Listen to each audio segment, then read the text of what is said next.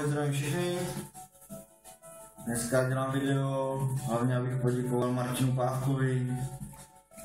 To je Chili Grower z Hradce Králového. Opět bratři Líheň Groweru Osinglovou. A chci mu poděkovat takovou formou za to, že mi poslal degustační balíček jeho máček, který prodává. A měl jsem tu čest ochutnat. Nejlepší je tato ta skvělá sriracha z habanero.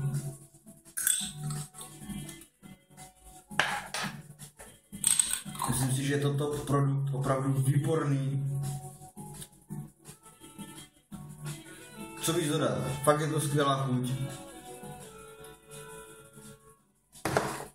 Rovně doporučuji určitě všem. Pak tady máme citron se zázvorem. Nádherně voní. Nádherně voní.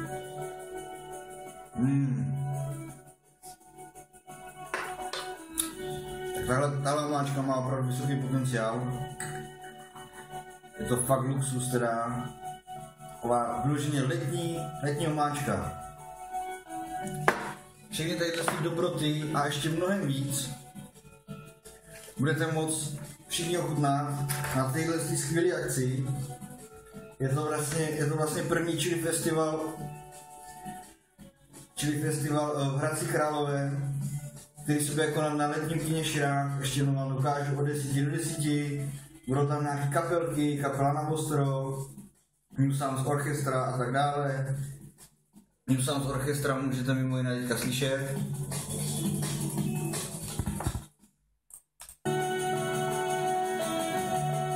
Myslím si, že je to skvělá hudba.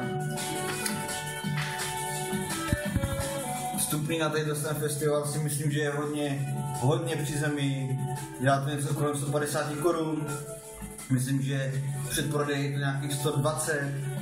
Plus jsou tam potom nějaký slevy pro držitele ZTP, důchodce a tak dále. Co je ještě důležitý, rodiče s dětma jsou taky vítaný, protože pro děti tam bude tuším nějaký dětský koutek, takže i děti se tam vyřádí.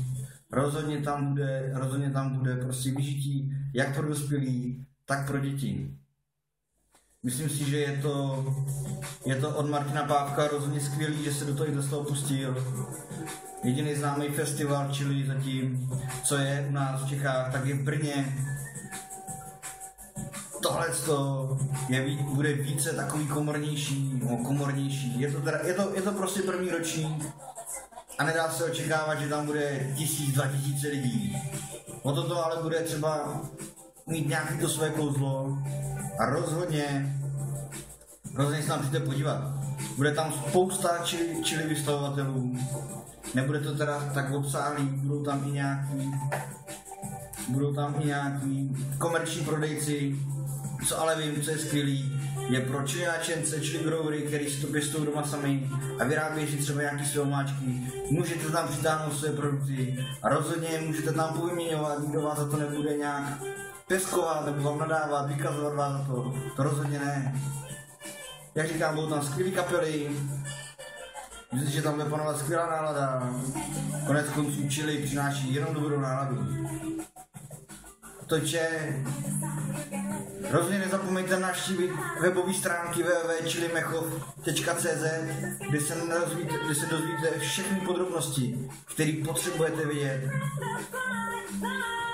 A mě už nezbývá nic jiného, než si vychutnat ty skvělé omáčky od Martina. A už se prostě těším na 1.10. až budu na tom festivalu. Budu tam mít i své výrobky, vlastní produkce. Takže rozhodně určitě se na co těšit. Bude tam spousta mojich známých chili growerů z České republiky, který do toho chili dávají prostě to srdce a bude to mít rozhodně kvalitu. Takže se na vás všechny těším. Ahoj.